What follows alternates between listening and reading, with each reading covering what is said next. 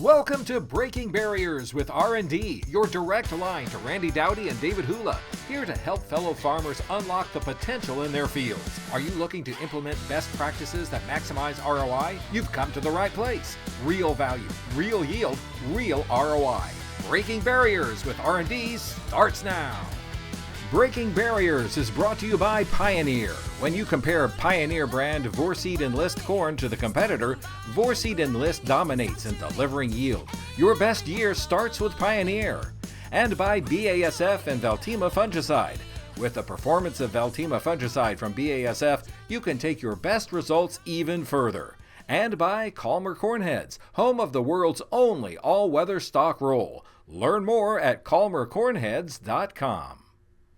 Well, welcome to another episode of Breaking Barriers with R&D. And first and foremost, now that we need to thank our sponsors, we got BASF as our premier sponsor, and there's River also that Pioneer and Calmer are sponsors. So not only are we got to raise the corn, we got to protect it with the Veltima, and then we get to harvest it with the Calmer super choppers. What do you think of that, Dowdy? Man, I think it's awesome. I'll just say this. I mean, I know every time somebody says, "Well, what fungicide do you use?" I'm a BASF fan, and it's not because they're a sponsor. It's just because it works. It's just the way it is. We've had really good luck with a lot of their technology over the years in soybeans and corn. They really pioneered the word up front. No pun intended with that pioneer, right? They really pioneered and coined the phrase of plant health, and they've defined what everybody else is trying to catch up with. So BASF has done a really good job. We appreciate them being a premier sponsor. Pioneer's always been part of the mix for me and you. I mean, they've done a really good job. We appreciate their staff, and if they're listening, they know who they are. We've had a lot of interaction over the years, and we appreciate them. And then Marion, always, I obviously have a longer season than most, David, so we've got time as a benefit. But Marion's always done a really good job, and his products always have really done a real good job on our farm.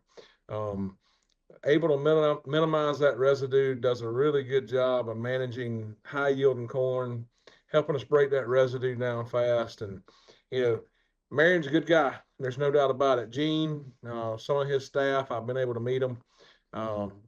Had a lot of support, over the years from Calmer, and you and I both have spoke with him side by side at the Commodity Classic many times, and we do appreciate their business and appreciate the fact that they're sponsoring the show. So thank you for that, David.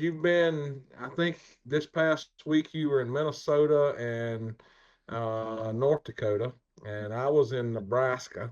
I just returned this morning from Nebraska. I'll give you a little feedback of what I saw. Last week I was in Indiana and Ohio. Indiana, parts of it was really wet, had corn all over the place. I mean, some corn was really wet with wet feet. Some of the corn, in parts of the state looked fine, but there was some challenges out there for sure. And everybody that's listening that's been a part of that really wet area around Indianapolis, that area, I mean, it's been wet. When they talk about having 10, 12 inches of rain in a week, 10 days, 2 weeks, I mean, they're wet. They're not South Georgia with a lot of sand like we have that can, flush that water through pretty quickly, and we can recover and get in the field. But regardless, they've had some struggles with water sitting in the fields. Ohio, they had a really long planting window. Some of those guys have had some struggles for, getting good uniform crops across the fields, but we saw some pretty good looking corn too, and some good beans. But it's not as you described Iowa as being, the sweet spot in the state, the garden spot, so to speak. And then I was in Nebraska. Now, corn, I saw some corn actually tasseling in Nebraska. A lot of irrigation out there, David. And the beans were R1, V10. Some of them was just starting to bloom. Some of them had been blooming for a little while. Some of the guys, David, actually planted some 0.8s to 2s and all the way up to 3.3. So I was really excited seeing the growers step outside of that box. We saw some 0.8s in Nebraska planted April 20th, 13th to the 20th time frame. And David, we saw pods on them yesterday. Oh my goodness. We saw pods on the bottom of the plant. And in the same planting, 30 feet away, 2, had some racines, a lot of flowers, and had some racines. And then the traditional 3.3s and 3.5s was just beginning to flower.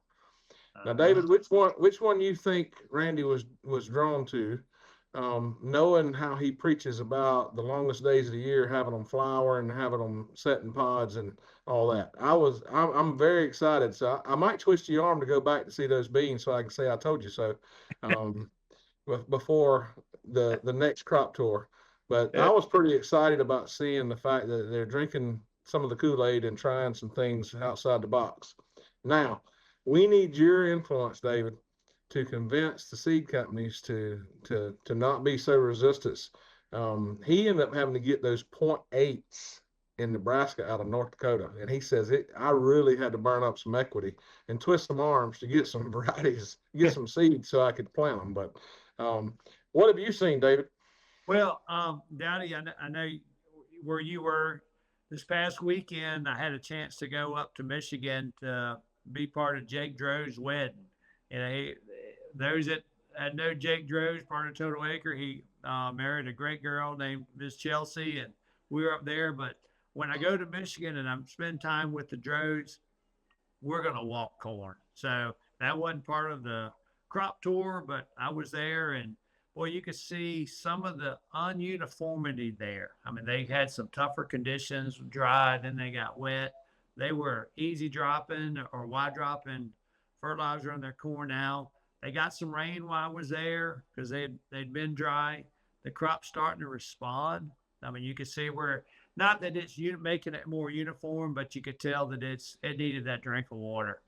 And then Monday, I went to Minnesota, spent some time in Minnesota, and then I was in Fargo yesterday. But while we were in Minnesota, just flying into Minneapolis, you could see, they're known for 10,000 lakes. I think they were trying to double that this year. I think it's 20,000 lakes because there was a lot of ponded, a lot of drowned out spots.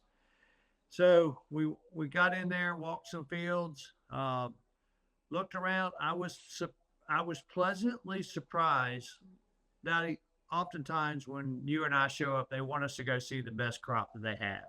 So clearly we went and saw some stuff that had better drainage. Dug, we could see some good roots, and, they had done some fertility. The crop's moving along. The stuff that we looked at was at V6, V7. Some of it was getting closer to V8. Then went to Mr. Tom Warren's place. And I know you've been there. I've been there. Had a great time. Dug a hole, Dowdy, between the two corn rows. Got about 1.5 feet, and it was filling back up with water. So, I mean, they have just been fighting wet.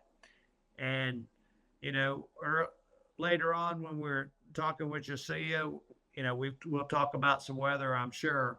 But while I was in Minnesota, we got rained on twice at Tom's place. He's also, too, playing with some soybeans. When everybody wants to talk about corn, but we did go, Tom's pushing some soybeans. He was at the 7th trifoliate. Some people want to say that's at V7. Well, he was actually at R1, 4 or 5 blooms on it, had a taproot going straight down, Dowdy, had cotyledons on it, had axillary buds coming off the cotyledons, and branching coming off the first 2 true leaves. So he has been doing well, and, following, must-dos that we talk about, and then doing some additional things. So pleased with that. Singulation was not 100%, but it was some of the best singulation I've seen. Then we go to North Dakota, spend some time there.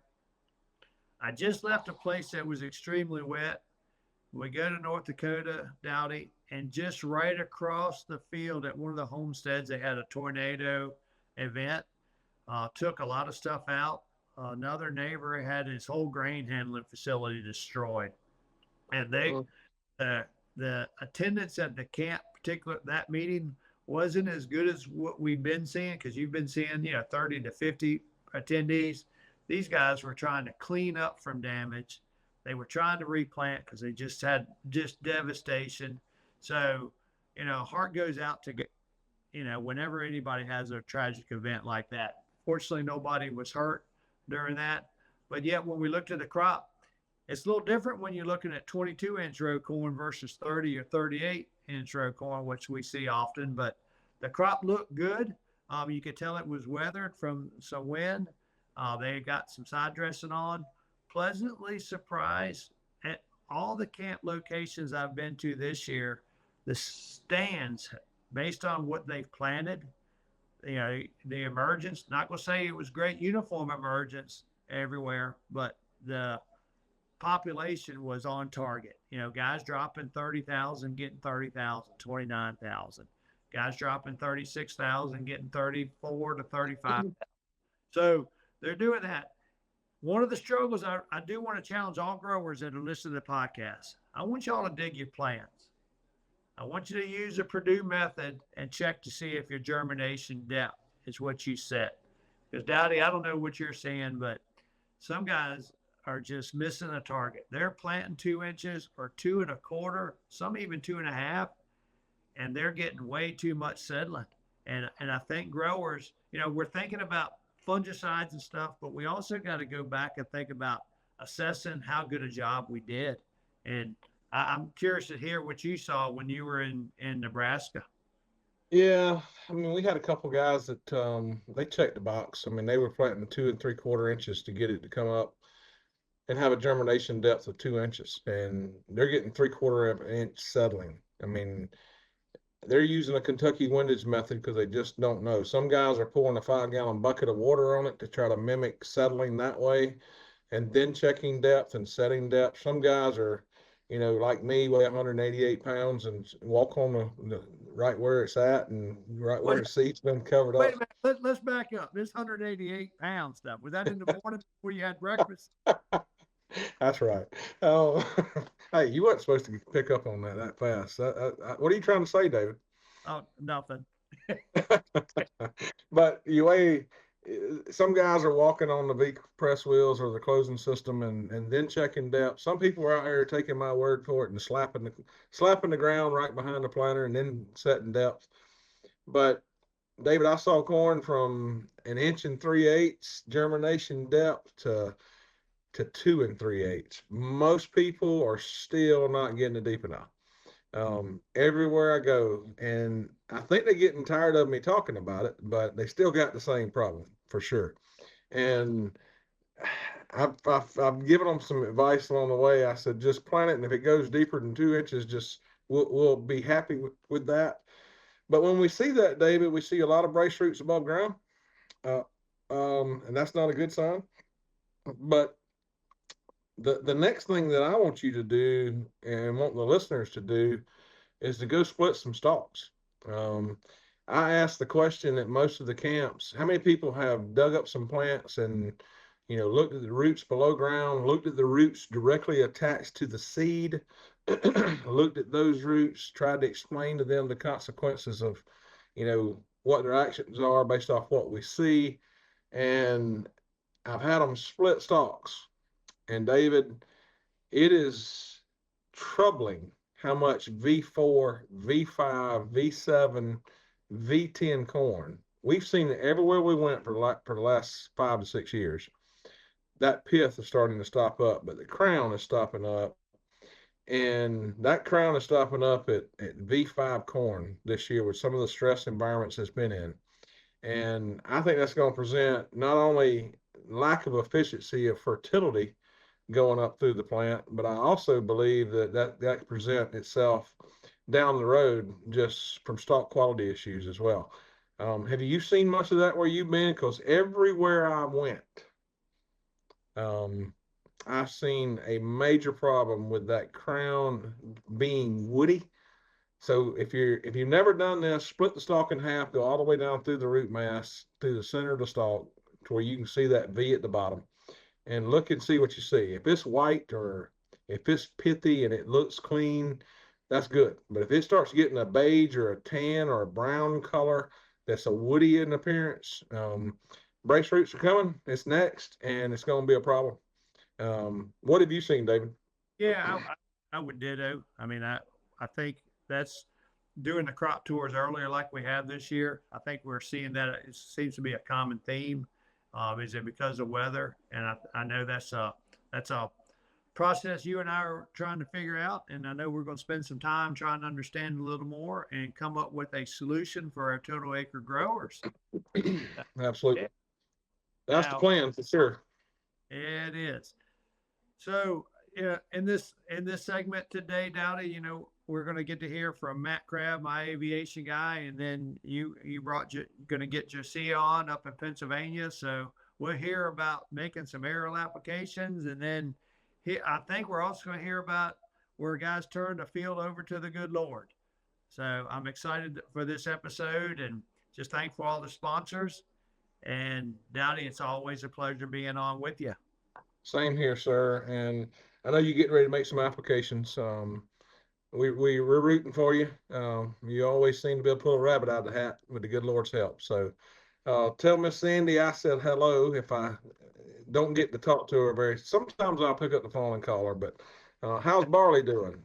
Oh, Barley's doing good. He was shuttling me around earlier today, and you know he's still chasing. Flavor of the month. All right, David. Good deal. When we come back, we'll be with Mr. Crabbe with the aerial aviation. He's one of David Hula's aerial applicators, and I can't wait to see if I can twist my arm and get some information out of him. Veltima fungicide out-yields the competition by an average of 7 bushels per acre. But you've never been average. The only competition that really matters is you versus you. And with the performance of Veltima fungicide from BASF, you can take your best results even further. Beat your own record. Get every bushel you deserve. And make this your best season yet with Veltima fungicide from BASF. Always read and follow label directions. Farmers, let's talk Pioneer brand 4-seed Enlist corn. Yes, Coach! Wow, love the energy. Okay, it clobbers corn rootworms and weeds for higher yields. Yes, Coach! And 4-seed Enlist delivers next-generation corn rootworm protection. Yes, Coach! Plus powerful exclusive genetics and flexibility to manage tough weeds. Yes, Coach! Now get out there and grow! I guess being a Pioneer agronomist is like being a coach. Start your best year yet at pioneer.com/rootworm. Calmar Cornheads produces the world's only all-weather stalk rolls. The BT Chopper's deep intermeshing, razor-sharp blades not only cut and chop corn stalks into confetti-like pieces, but also shear stalks into 2 halves, exposing the pith. This results in accelerated residue decomposition, easier planting, and higher yields. Call Calmar Cornheads today to upgrade your cornhead with the BT Chopper stalk roll at 309-629-9000 or visit us online at calmarcornheads.com. Welcome to another episode of Breaking Barriers with R&D. I'm the D part, and you see the good-looking guy in the burgundy shirt. That's the R part, I'm assuming. Well, you make sure all the women you see out there, you just remind them how good-looking I am. Yeah. I'm far from good-looking, but I appreciate being a part of this with you, David. It's always good to see you. It looks like you about to have an airplane in the air, so I'm kind of interested in hearing about what's going in the tank. Yeah, well, we won't talk about that quite yet. But man, up here in the county with Matt Crabbe, Dowdy, and you know, aviation, crop dusters. I'm not a drone guy, man. So Matt Crabbe, I just brought some kryptonite up here for him to start applying, and then some Veltima Dowdy and some Besiege for my insects. So we're going to have a load going on tomorrow morning, but fortunate enough to have Matt here today. I caught him, had to tell him what fields to do. And then I said, hey, we're getting ready to do a podcast. And I wanted him to talk a little bit about what's going on in the aviation industry and any challenges that they have and things that they've overcome. And we know the value of it. I know I do, Dowdy. I know when you did your candy corn down in Georgia, I think you had crop dusters on payroll for a long time. Oh yeah, no doubt about it. Matt, what's the range on that airplane? Randy, I cover here from this location. I normally try to keep it within 40 miles. Ferrying wise, just for time's sake. Can you do some in flight refueling? Look, we're working on that. No, we haven't gotten that tight yet. But no, we haven't worked on that program, not yet. I'm just hoping, Matt, that you could bring that load up here and just spread out here in Michigan. Is what I'm trying to. That's what I'm after. I just need to see if you can make it up here, and that way I may not get him to tell me what's in the tank, but I at least get to experience the results of it. Right? Listen, I understand this. This whole operation. That's right. Now, oh man. Well, I did get one of the Total Acre guys on Gene Cash, up there, in Kentucky. They said that they were looking for some product to put out. So they also wanted Matt to be the applicator, and he just said he couldn't do that. But so Matt, you work in a 40-mile radius, and I know you cover a lot of acres. Yep. And so what's going on now? Well, right now we're in the heat of spraying corn. It's kind of just started last week for us doing the fungicide applications with foliars. A lot of foliars going on this year. A lot of micros. Guys, corn been looking good up until this recent heat and drought that we've experienced on the East Coast.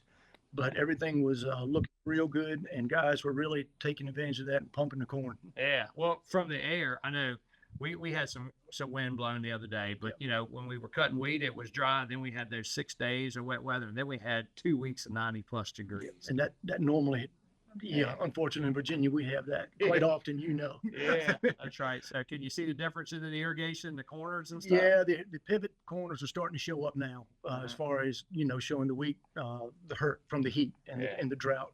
Whenever that water misses it, you can certainly tell when it gets like this. When you start running these 95-degree temperatures with heat indexes of 102, 3, and stuff like that, it's pretty hard on stuff without water.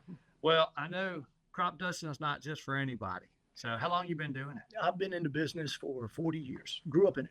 Yeah. Got out of it for a little bit, tried some other things, but I'm back at it, and I've been doing it now for a living for over 30 years.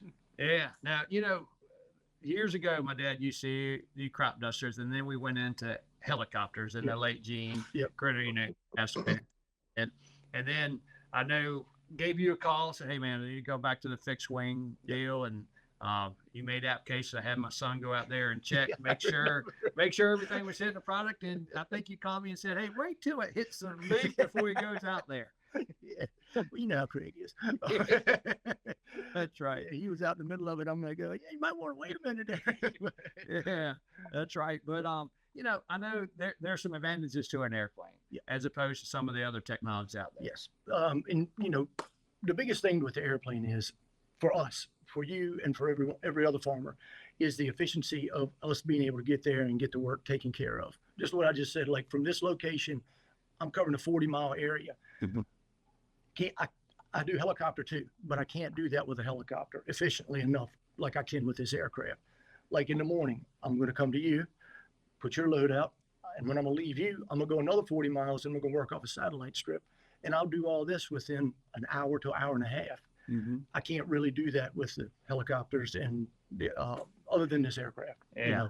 And of course, we know the drones are out there now, and you just can't cover the ground like we cover it. So I know we for the last several years we've been working. I've been trying to get some of the first loads in the morning, and then on the big acres we just run during the day till it gets hot. You call say, hey, we got to shut down. So that's good. But when we think about the guy doing application, close to the canopy, there's good applicators and there's poor applicators. Yes. So yes.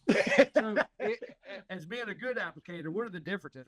If a guy is thinking about getting an air applicator, what should they be looking for to say, hey, I got a good one or I got one, maybe I ought to pass on it? Well, a lot of times, who the applicator is an organized, they're members of the organizations, professional organizations like the NAAA, their state organizations, if they're attending programs such as spray drift clinics that we do, that checks to make sure that your equipment is at the optimal level. You're putting out exactly what you're supposed to be, and your droplet spectrum is 100% on. And you know your swath, you know what the aircraft's doing. No guesswork. That's one thing you look for. The other thing is, of course, their performance, and that's what you do. You know, as a grower, you go behind, make sure that your applicator is performing, putting down the product the way it's supposed to be put down, and you're getting the optimal effect of the product that you've bought and that we're applying for you. Yeah. So, Well, I know these are what, air tractors? yes. Yeah. So nice and yellow. And I know they're probably, you know, I use John Deere green stuff. You fly air tractor yellow stuff. I fly air tractor yellow. And it all comes with a cost. It does, and that cost is certainly going up, like everything else. Without a doubt. And we try to be efficient. So ideally, what would be if you had to pick a rate that you felt best with? Because I know I asked you to do 4 gallons an acre. And you know that you're not getting as many acres in a tank load. Right. But what to you is the most ideal rate? I run a lot of 2 gallon. These aircraft are set up in the 2 gallon. There's a big benefit with, this is my logic, and we've done studies on this, done it several times.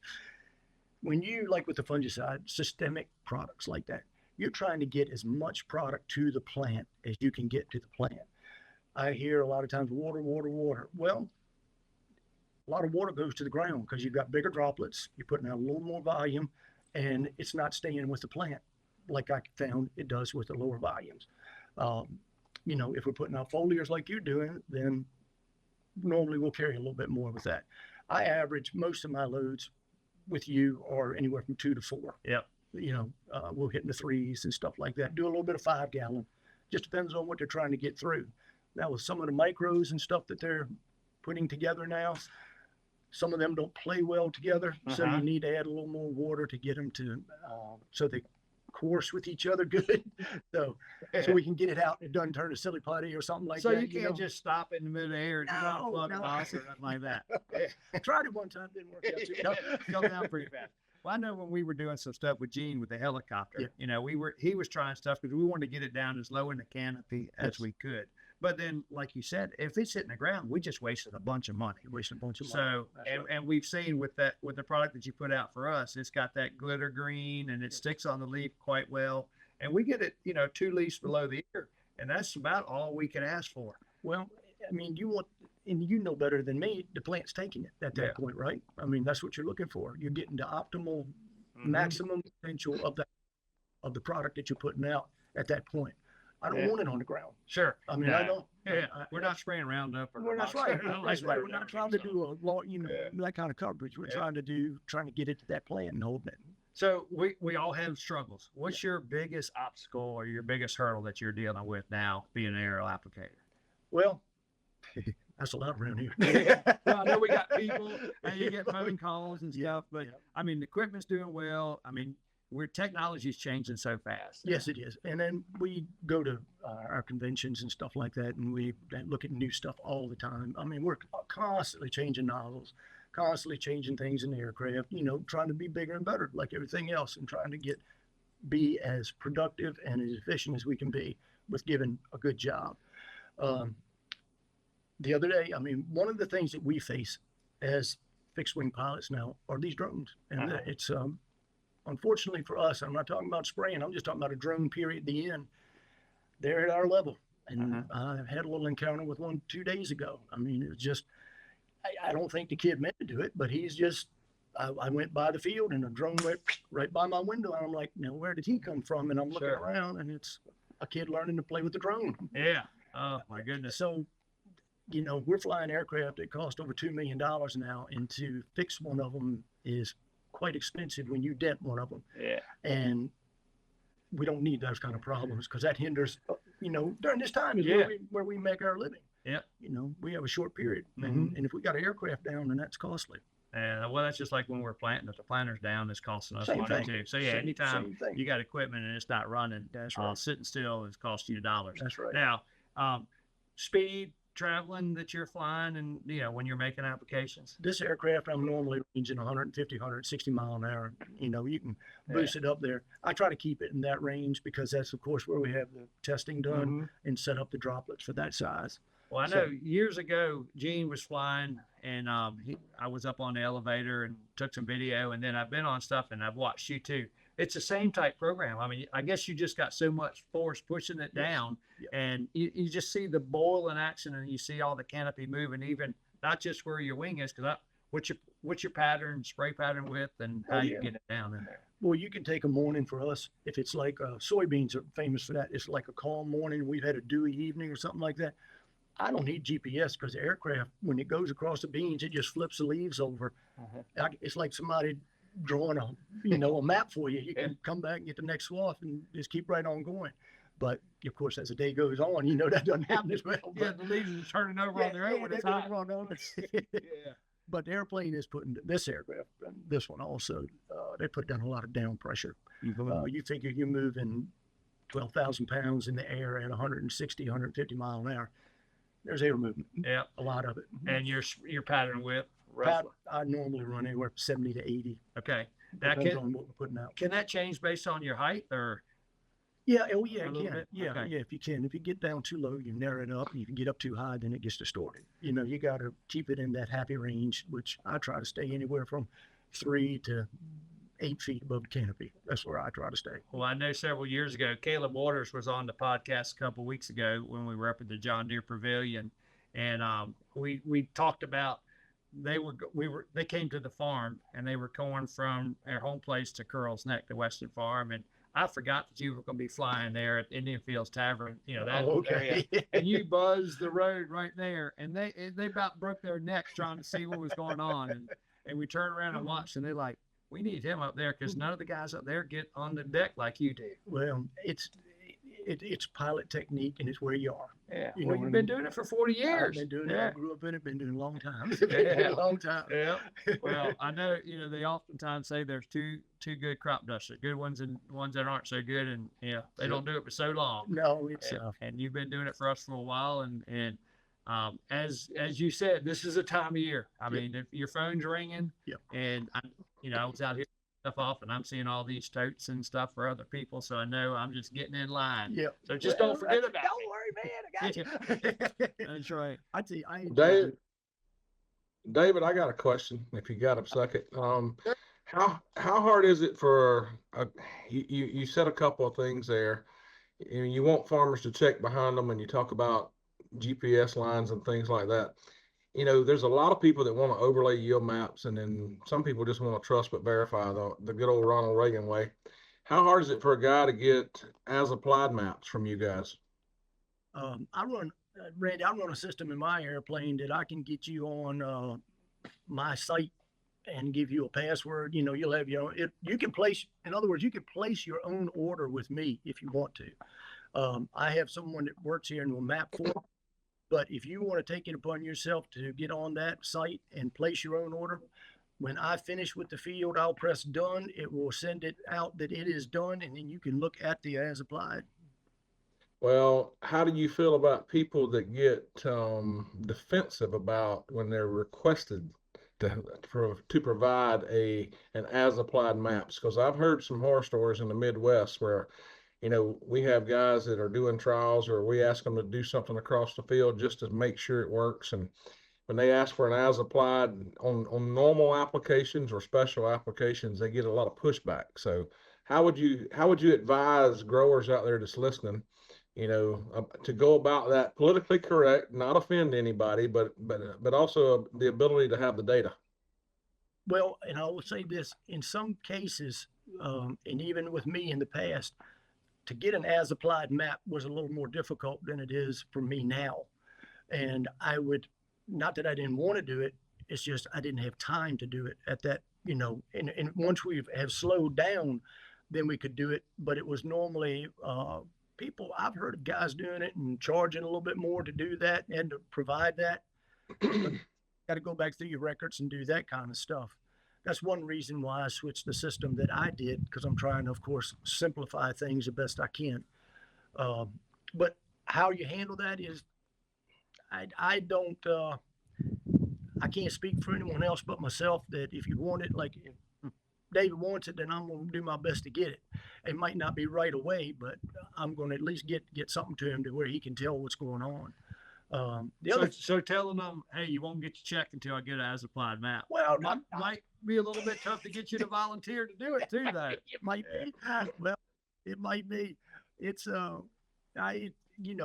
I try to do things like I said and keep it simple. I really do. Like else in farming and everything else. You don't want to create more work for yourself. But this system that I'm running, it seems to be working well for us at the moment, and it's new to me this year, but it's shoot. I've even done that before, taking a picture of it on my phone in the airplane and send it over. I think I did it one time. Yes, Well, and I guess the last thing, I'm gonna just play devil's advocate here, and I want to hear an answer. I know what you're gonna tell me, but I've sprayed a lot of fields with a ground rig, a lot of times, and it depends on if I'm in spraying it or if my employee sprays it, et cetera, et cetera.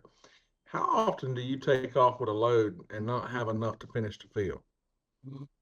And how often do you take off with a load and you have maybe a little more and the rate wasn't exactly right? Well, David, when I was a boy, I told you I've been in this a long time. We had a potato farmer.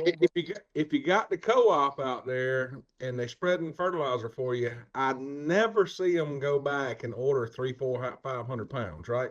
It just, how'd it go? Yeah, it just worked out just right. It was just perfect. So I'm going to play devil's advocate for just a minute for all the listeners out there. I know you don't do these things, but how does that work? Well, I'll tell you, I was telling you, 40 years ago, my daddy, we were sitting there in a potato farmer over on the Eastern Shore, and somebody asked him and said, how did it work out? And my father looked at me, he said, everything worked out just fine. He said, did you have enough? And he said, yeah, I had plenty, no problem. It was all good. And the farmer turned around and looked at him. He said, I ain't seen one of y'all yet that it didn't work out right.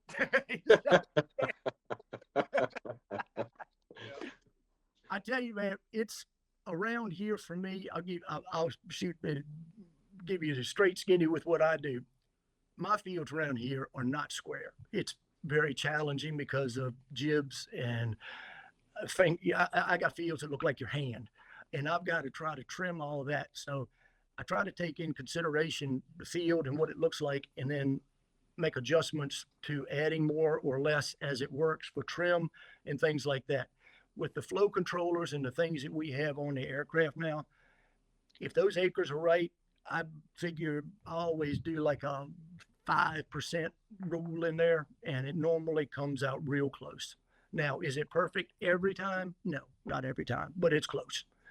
That's I guess that's what you're looking for. Yeah. At least you're honest. I know I gave you the unexpected curveball, but I try to ask the right questions, and you hear a lot of varying answers there, and some people get defensive. So I appreciate you taking it with stride. We all know how it works, and I appreciate your honesty. But there's some crop dusters out there get offended when you go to asking for as applied map. What you think I didn't put it out there? No, I just need it from my records. Yeah. So thank you for that, and just make sure. David has some spots under the pivot that have yielded him very well over the years. If you don't mind, just kind of give me a GPS coordinate so I can do a little sneaking. And okay. I kind of want to know where that's at. And then if he does anything special, I know David likes to make a hot load for you. Does that make things easier for you when he brings a hot load to you? Does that help you on the mixing? Are you offended by that as a crop duster? I'm not offended by it. I get several people to bring me hot loads. What gets me is what's in it. You know what I'm saying? How well is it working together? Because if you mix it and let it sit for amount of time, you have settling issues. You have sometimes the fungicide, and I call the boy that works for me, we call it the creamy fungicides. They're the ones that seem to have the micros. Sometimes they don't get along with each other, and we'll get a little cottage cheese action happening. You can see it in the hopper doing that. So we always use compatibility agent with all the micros and fungicide just for insurance purposes, which it has paid numerous times for just keeping it together. Because if you start getting the cottage cheese in the hopper, and the separation of the fungicide, you're not getting the optimal, performance out of your product that way. So, as far as that goes, I don't mind hot loads just as long as they are friendly hot loads. How about that? I got it. I got some guys that were bringing in a truck, and then as soon as the truck sits, they said, don't let the truck sit too long because the stuff will settle. And I'm like, oh, here we go. Yeah. Right there. Yeah. So, Dowdy, to answer your question, he can't load the load up and leave here to get to your place before it starts separating out. All right? Wait a minute. I had old boy tell me one time, he said, I never say no, but let me quote you first. There you go. Well, just tell him it all worked out and save me a tote of it off to the side, and I'll come pick it up. Yeah. We'll get some of that secret sauce. David always tells you got to ask him the right question, so I'm gonna ask you. I'll send you something nice in the mail. We'll get it taken care of. All right, that'll work.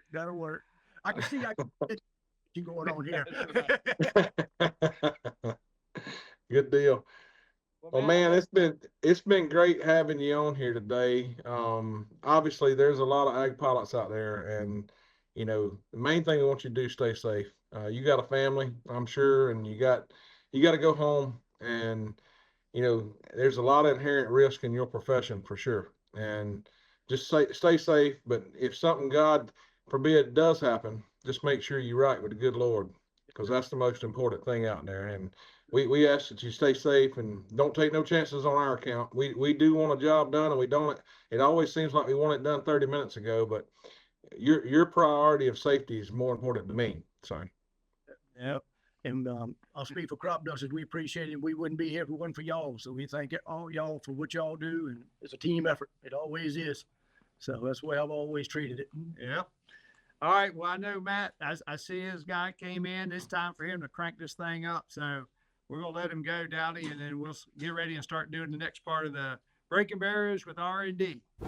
Farm Journal is going to hold the first ever Yield Academy for 2025. It's going to happen August 21st in Rochester, Minnesota. Listen to this group. Real advice from folks who've walked out in the fields. Ken Ferry, David Hula, Randy Dowdy, and we will get some market outlook from Dan Bossi at Ag Resource as well. Get the latest on what's working in agronomy, equipment, and marketing today. And that is the last day of Crop Tour 2025. So stick around for the final meeting that night in Rochester. Just Google Farm Journal Yield Academy, and that will take you to the homepage for the event. Calmar Cornheads produces the world's only all-weather stalk rolls. The BT chopper's deep intermeshing, razor-sharp blades not only cut and chop corn stalks into confetti-like pieces, but also shear stalks into two halves, exposing the pith. This results in accelerated residue decomposition, easier planting, and higher yields. Call Calmar Cornheads today to upgrade your cornhead with the BT Chopper Stalk Roll at 309-629-9000 or visit us online at calmarcornheads.com. Farmers, let's talk Pioneer brand 4-seed Enlist corn. Yes, Coach! Wow, love the energy. Okay, it clobbers corn rootworms and weeds for higher yields. Yes, Coach! And 4-seed Enlist delivers next-generation corn rootworm protection. Yes, Coach! Plus powerful exclusive genetics and flexibility to manage tough weeds. Yes, Coach! Now get out there and grow! I guess being a Pioneer agronomist is like being a coach. Start your best year yet at pioneer.com/rootworm. Veltima fungicide outyields the competition by an average of 7 bushels per acre. But you've never been average. The only competition that really matters is you versus you. And with the performance of Veltima fungicide from BASF, you can take your best results even further. Beat your own record. Get every bushel you deserve.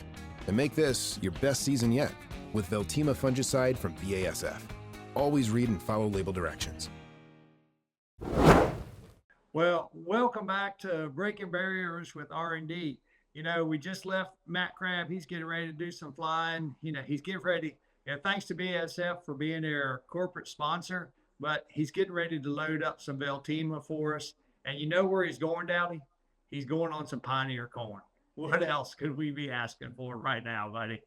Well, is it just corn, or is it like Dave Hula, everybody knows him for corn. He's going to make the special load tomorrow on the stuff that we're trying to push. We're just a little bit early for the regular corn, so we've already started hitting the good stuff. So now, game's on, Dowdy. We got a little bit of rain, we got some cooler temperatures. So yeah, we got to see what we can do with these Pioneer hybrids. Now you had a little bit of weather issues at one point. You had a little, I think, didn't you tell me you had a little bit of hail? And I know you had a lot of rain at one point, but I think you kind of needing the rain now. You have any wind events as well? We had, when we started cutting wheat, it was dry. Then we had 6 days of just rain, but that rain only totaled about 1.25 inches. And then we had 10 days to 2 weeks of Georgia heat, just hot. And you could tell some of the corn took a beating from that. But in one of those rain event days during wheat harvest, we had some wind. We didn't get any green snap. I'm impressed with the newer genetics where they're hanging on. They just didn't snap in the events we had. And it kind of like willow, but the majority of it came up. I was in there doing the easy dropping, putting on some nitrogen and some potash, other products. And I was impressed with how it did respond. That took 6 days before we wanted to go back out there. And now we've got anywhere from 1/2 inch to 2 inches, depending on what farm.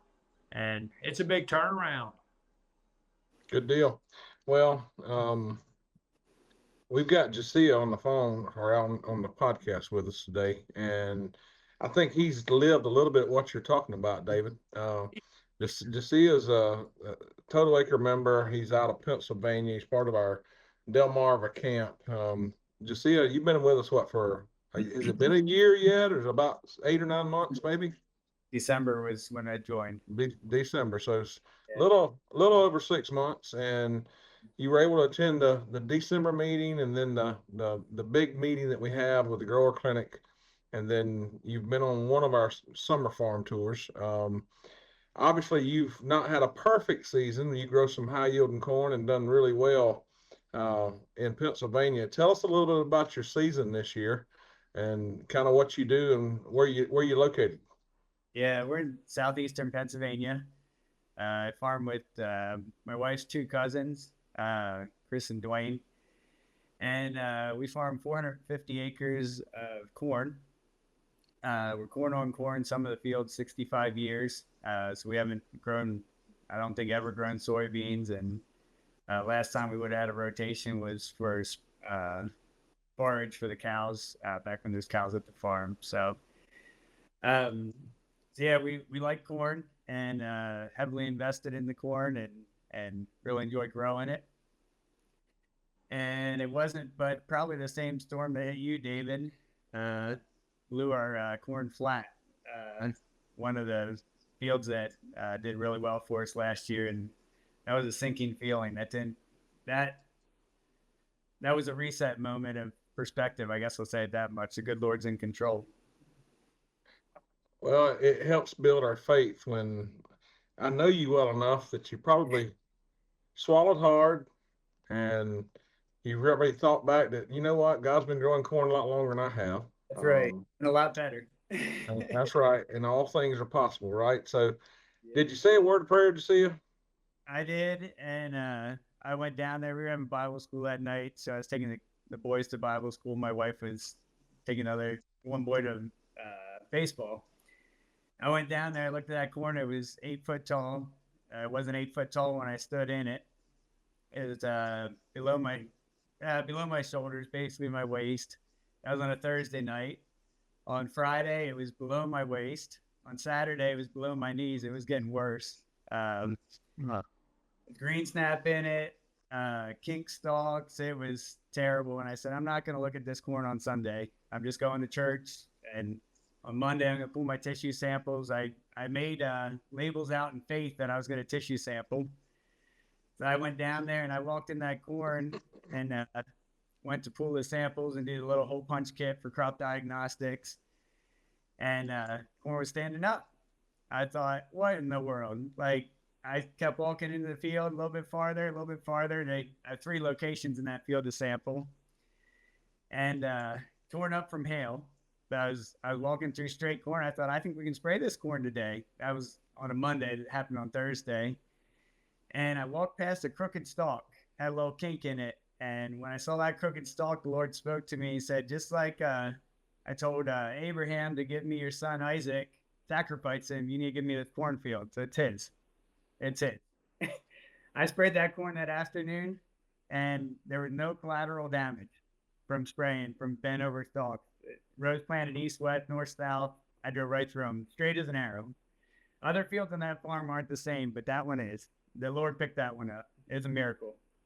That's awesome, man. And I've had people ask me questions when things just didn't make sense, and I couldn't have it. I didn't have an answer for it, and I have to remember, God makes ways where we don't see a way.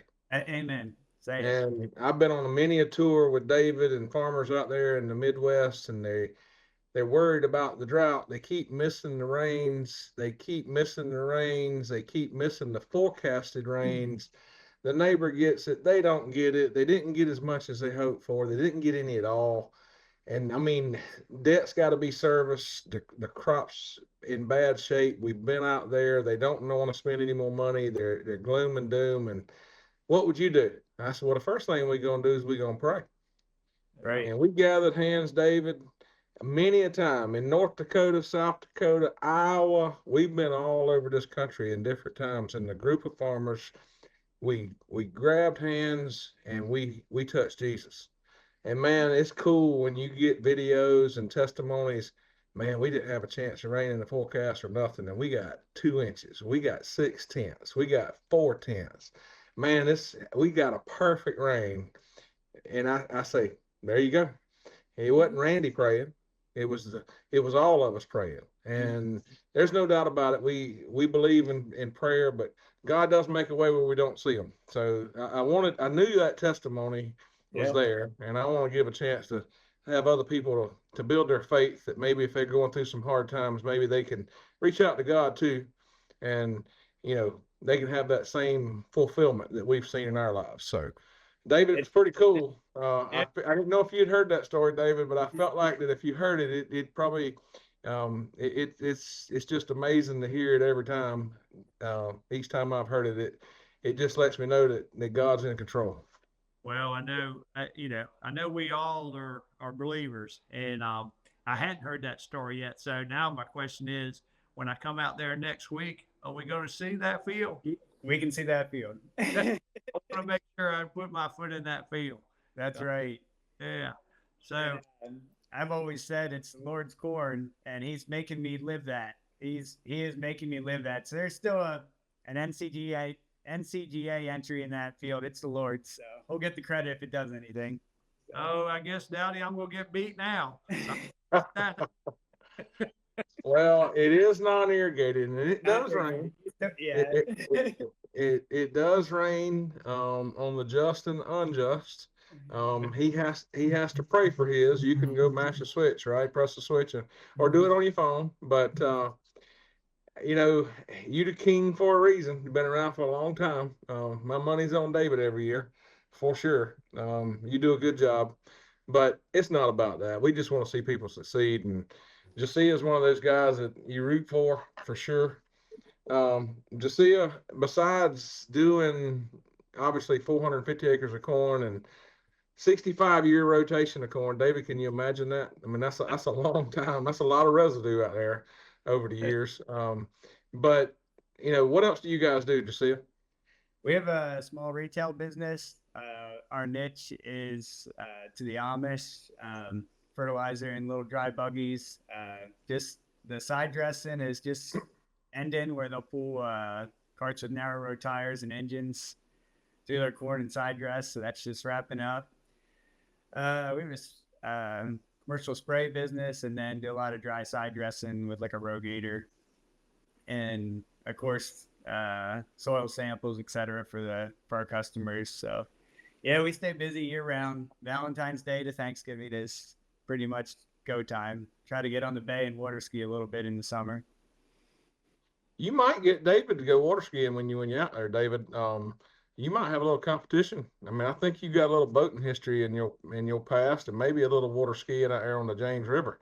But I think we got a celebrity on the phone with us when it comes to water skiing. I've seen some photos. So, So now we're talking. I might just want to ride in the boat though, Dowdy. I'm getting a little fat.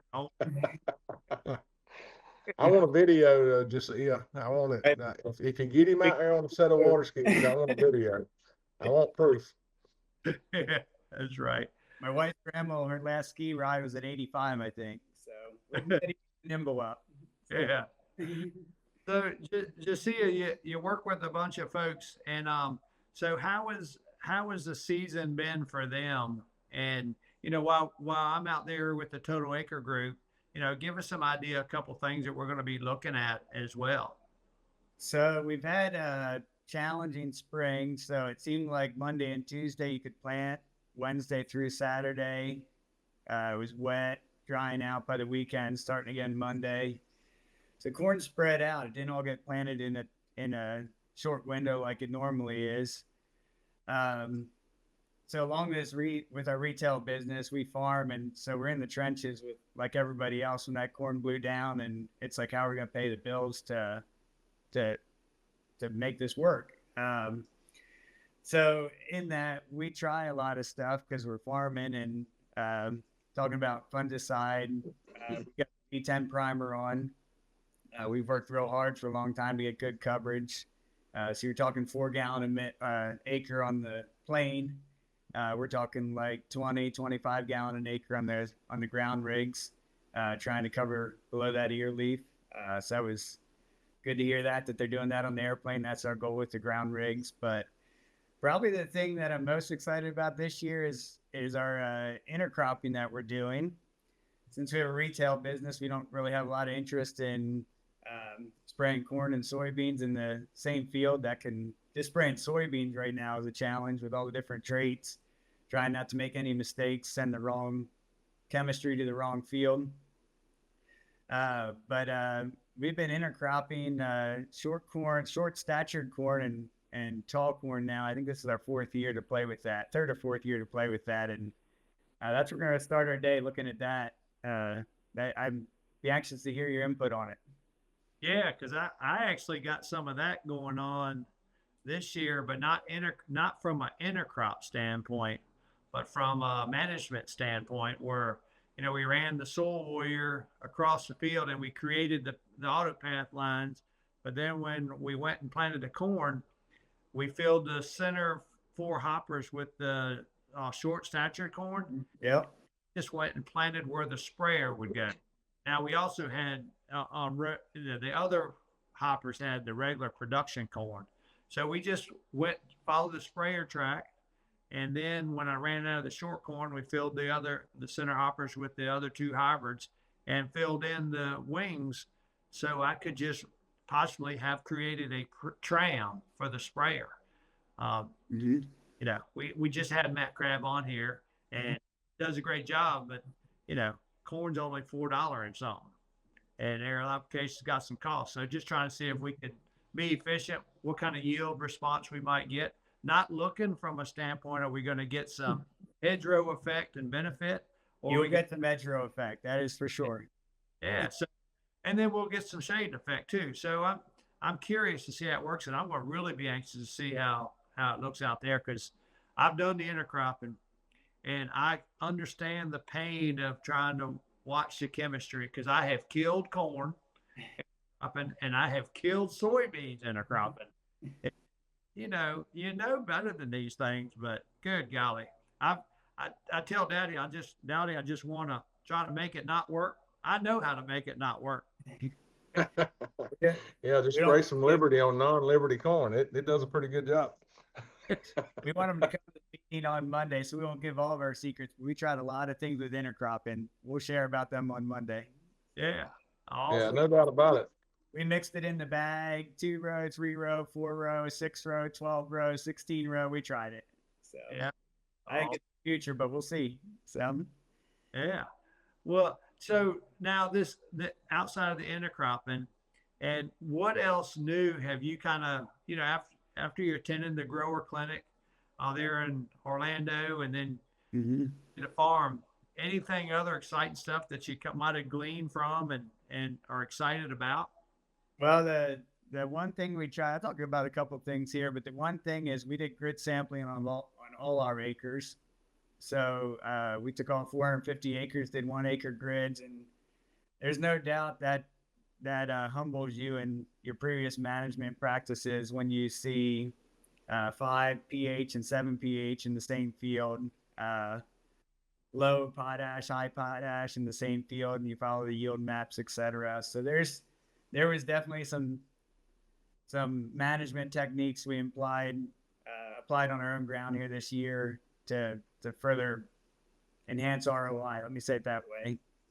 Isn't it amazing? Isn't it amazing when somebody like Randy Dowdy comes about and says, Dave, you need to try something a little different? Because I was always a zone guy, 2.5 acres, and he convinced me to try it. And it's like, oh my goodness. So I applaud him. I agree 100%. Well, I had a little pushback. I just got back from Nebraska, and I asked the guys there, I said, we did something a little different. We wanted to start out. When you pull, how do you start your season, right? And then they said, we pull a soil sample. Okay, well, did you pull them this year? Oh, right now, we pulled them 2 years ago. David, I just scratched my head. I always ask myself, 2 years ago, we're expecting to make a crop off of 2-year-old samples. How reliable is that, right? And I asked them point blank, I said, did you pull a 1 acre grid this year? Well, no. I said, how many of you are pulling the 1 acre grids? And I got a handful to raise their hands. And I said, well, everybody that did the 1 acre grids, what'd you learn? And it's kind of like you, Josiah and David. You know, it has been eye-opening for a lot of people. And we've used the analogy before, David, that, you know, it's kind of like you got a shoulder injury, and first thing everybody wants to do is take an x-ray, and they may tell that there's something wrong. But if they're going to do surgery on that shoulder, you know, they'd like to kind of know what they got happening in detail before they go inside and not explore or have some surprises when they get in there. So quite often, most good orthopedists will have you do an MRI, so they know exactly what's going on. And it just gives you more detail. The 1 acre grid is how I compare an MRI and the x-rays, the 2.5s and other things. It shows problems.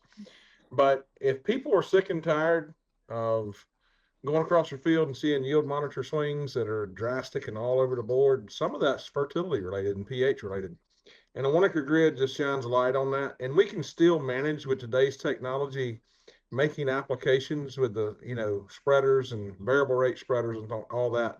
We can still do a good job with 1 acre grids. And it's, you know, I don't know that we're ready for half acre grids, but 1 acre grids are not so costly that, you know, it's prohibiting a chance to make ROI. And if a guy's not pulling a soil sample every year, shame on him. That's not where I want to save money. David, real quick for the audience, I mean, this year I think you pulled 1 acre grids and you had bought a bunch of lime. Tell us about it. Well, I'm sorry, Daddy, you broke up. Well, if you were asking me, I'd bought a bunch of lime. I'd pre-bought a bunch of lime and didn't take delivery on it because the last couple of years they kept running out of lime. We've been pulling 1 acre grids in front of the corn crop, but last year we did not, or the in 24 crop, because I couldn't get lime. So it's like, why am I going to spend money when I know I need lime? So in 25, before this 25 crop, we did the 1 acre grids. And by doing that, here I had pre-bought 6,000 tons of lime because I thought that's what we were going to need. And I didn't need but a little over 2,800 tons. So by doing those 1 acre grids, now we've done a lot better job, Dowdy. I've been kind of raising our pH a little bit higher over the years since, you know, being part of Total Acre and seeing the data that YMS has been providing. So the lime's lasting a little bit longer. Too, if I had not done the 1 acre grids, I'd have overlimed because we use a lot of dolomitic lime, so I'd have raised pH too high, and then I'd been fighting the consequences. So when a grower thinks, I'm just going to spend a lot more money on tissue samples, you're reportioning your dollars, and you may be putting more nutrients on some of your ground, and you'll be putting less on others. But in the long run, the grower is going to be more economical by doing that, Dowdy. And I tip my hat off to you because up until then, I wouldn't have done it.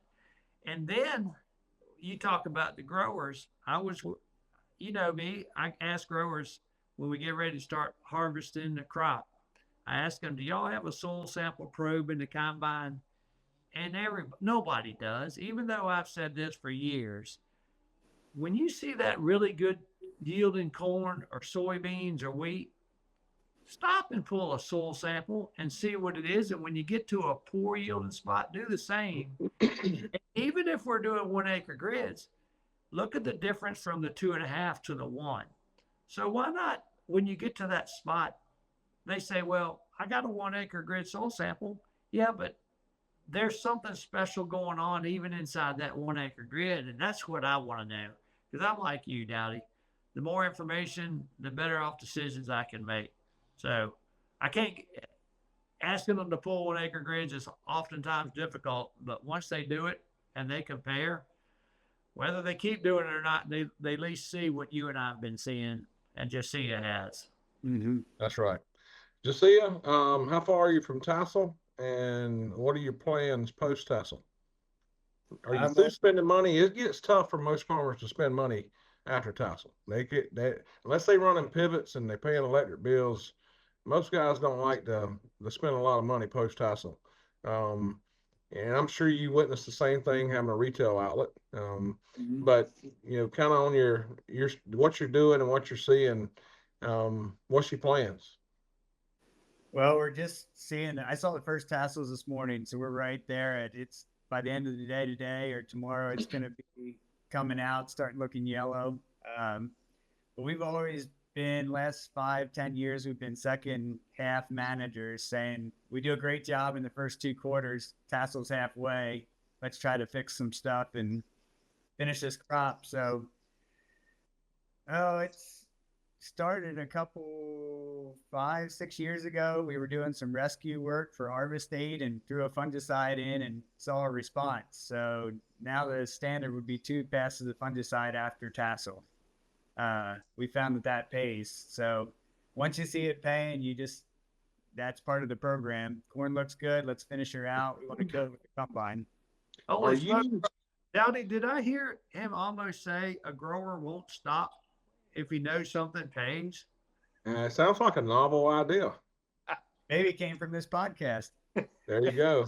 A farmer will never cut out what he or she knows pays. The hard part is just getting them to do things outside of the way they've always done it, and then having enough data or to leave a control in the field so that they can know what's actually paying and what's not paying. Now, real quick, Josiah, are you guys having a problem with tar spot in your area? Found it on Saturday. Found it on Saturday. Yeah, what was that? June 29, whatever this past Saturday found it. And I've never found it in July before in Lancaster County. And we found it in June this year. So I think the pressure this year is going to be intense with all the moisture around. And me and David and I are both, we don't deal with tar spot year in and year out. Unfortunately, for the people that battle it, it's there to stay. It's going to overwinter. There's not a lot of mobile plowing where they're burying that residue and that litter.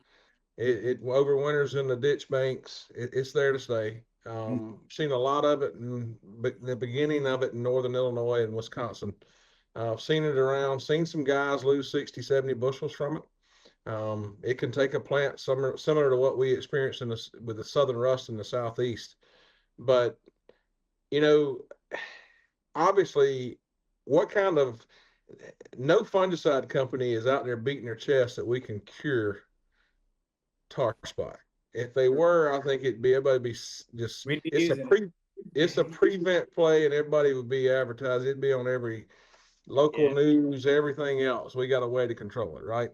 So it's a prevent play for best course of action, but how long are you giving your applications in between applications?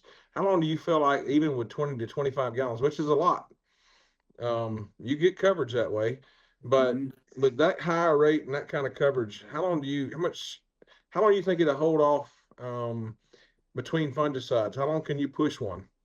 We're planning 21 days, so this Monday will be on 2 weeks.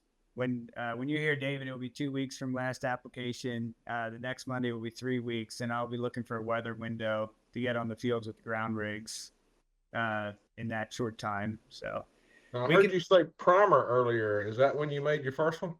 It is, and that's the first time we did that. And I'm pretty glad we did that this year, given that we found tar spot this early. But historically, we're fungicide after tassel only. But this is something new for us this year. Yep, good deal. Well, that's some of what we teach in Total Acre. I'm listening. You are listening, and you're not just listening; you're doing, and that's encouraging. You know, I'm not a guy that likes to have people put a plug in for Total Acre, but if you were going to give a plug and tell an audience member listening out there, what would you tell somebody that's on the fence or somebody that's interested in Total Acre now that you've been a part of it for 6 months? Sure. So probably the number one thing is we don't need to reinvent the wheel. I'll just say you guys or Total Acre or whatever brought the data. So the data's there. Be a part of that group, have access to that data, implement it on your own farms, see where you got to get your levels to be for best ROI. And then I'm going to say the group camps, and what I'll say, the group chats, the local group chats. We have a Mid-Atlantic chat. Dusty put together. Brent, Kyle, Conrad, all these guys are active on the chat. And then we can start asking our neighbors and our friends from the group, how do we go about getting these results locally? So it's a national thing brought to a local level. I'm glad to be a part of it. It's been a good thing for us. It's a novel having farmers talk to each other, buddy, without talking about you. Good God. Once again. Our original idea was hopefully people would learn from David and myself, and we would share some information, and then we kind of felt like the data would support some interest there as well. But then the relationships is built at the local level, like you say, and a national level. It's almost a peer group experience, and farmers being willing to share information, David, we feared to an extent that they wouldn't do that. I mean, farmers like to talk about you. They don't always like to talk with you and about what they're doing. Jesse, I'm going to put you on the spot. I know you got to look at David next week. So as my little boy would say, I need to see your hands when I ask this question, okay? I want to make sure I see your fingers because who's the better corn farmer, me or David? Oh. Oh, you can't cross your fingers. That's what Easton's play is. If I say something, I have my fingers crossed, Daddy, it don't count. So good head cop. I'm glad the corn planter is sitting in the shed and David's coming and not Randy next week. But I feel like from the two of you guys, I learned a lot from you, Randy. David, I'm looking forward to next week because we're going to take this step to another level. So, yeah. We have 4 years in a row now, dryland corn above 250, all farm averages. So, I don't know. My goal is 275. I don't know if we'll get there this year or not, but we're going to try. So, well, I can assure you one thing. We're going to have fun while we're out there. Yep. I'm probably going to get dirty. So, those are two things I can assure you. And there will be plenty of chances to exchange information. And hopefully I won't disappoint. I don't think it's a good time. So for the people that's listening that may want to attend, they can go to totalacre.com. They'll be able to see the dates. But when's David going up there, Josiah? He's going to be here Monday. Yep. Going to be there Monday. Yep. Going to be there Monday. Now, I got one more request. Do not let him have any of that good Amish cooking up there that goes on. And I know I went up there for a winter meeting, and there was some good food there, that's for sure. So, David, it's going to be probably warm up there, but the food's good. I can assure you. the list gets aired, we'll be eating that food. But one of the guys, Frank, he's making fries, and another employee's making chicken. We'll be eating good. Oh, that would. Well, well, Josiah, man, I sure appreciate you being part of the Breaking Barriers with R&D, and I truly do look for you. And I hope all those that are watching, that if they're in that Pennsylvania, Mid-Atlantic area, go to totalacre.com, go to the Facebook page, and clearly we have the locations that we'll be at. So we'll see you Monday, David and Randy. Always a pleasure. Yes, sir. Take care, Josiah. Tell your mom and dad I said hello. I don't know if I met your wife. Did I meet your wife? No, you didn't. She wasn't there that day. I didn't think she was there, but I did meet your mom and dad. Tell them I said hello. Her and the boys went to their cousins, so they wouldn't disrupt the recording. There you go. Well, tell them we said hello, and take them boys out for an ice cream on me. I'll pay you back. We'll do that. They'll smile. Take care, man. See you, Josiah. Take care. Yeah. Thanks for joining us. Thanks for joining us. We'll see you again soon for another new episode of Breaking Barriers with R&D. Be sure to like and subscribe. And remember, all episodes are available on Farm Journal TV and anywhere podcasts are found.